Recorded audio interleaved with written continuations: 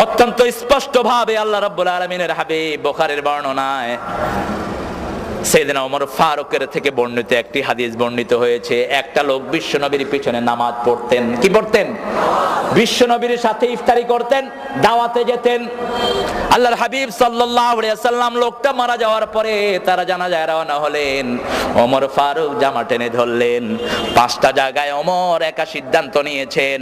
ওমরের সিদ্ধান্তের উপর আল্লাহ কোরআনের আয়াত নাজিল করে দিয়েছে। এজন্য বিশ্বনবী বলতেন, আমার পরে যদি কেউ বিশ্বনবী হতো, আমার ওমর হয়ে যেত বিশ্বনবী। এত বড় কথা কোন সাহাবীর ব্যাপারে বিশ্বনবী বলেন নাই।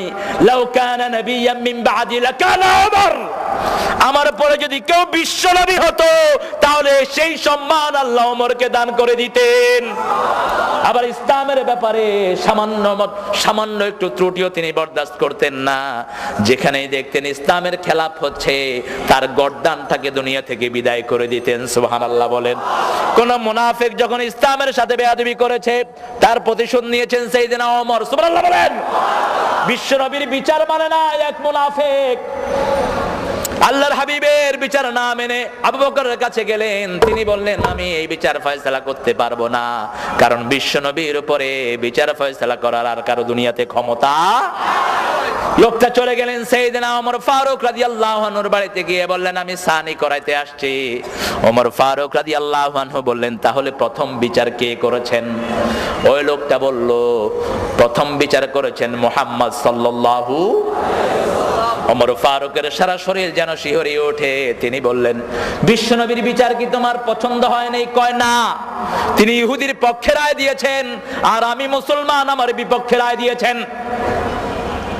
এবার আবার জিজ্ঞেস করলেন, তোমার কি বিশ্বনবীর ফয়সালাটা পছন্দ হয় নাই? কয় না। কি করতে চাচ্ছ? কয়, ওমর আপনি একটা ফয়সালা দিয়ে দেন। ওমর বলেন, একটু বসো, আমি ফয়সালা দিতে হলে একটু ভিতরে যাওয়া লাগবে।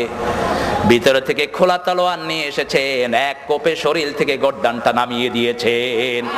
আজকের যুগে যদি এরকম ওমর হতো, ইসলামের শত্রুরা ইসলামকে নিয়ে বান্দরামি করতে পারত না। ঠিক কিনা বলেন?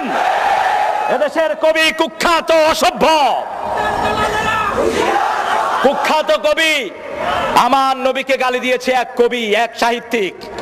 মারা যাওয়ার 5 বছর আগে বলেছে আমার নবী নাকি চরিত্রহীন ছিল। যেই নবীর ব্যাপারে সারা কোরআন আল্লাহ ওয়াকফ করে দিয়েছেন। আল্লাহ নিজের সিফতি নাম বিশ্ব নবীর চরিত্রের জন্য ব্যবহার করেছেন। আল্লাহ আজিম শব্দটি কোন নবীর চরিত্রের জন্য ব্যবহার করেন নাই, বিশ্ব নবীর চরিত্র ছাড়া। এমন চরিত্র আল্লাহ দিলেন, কিয়ামত পর্যন্ত মানুষ অনুসরণ করে এই চরিত্রের আগামাথা করতে পারবে না। আল্লাহু আকবার।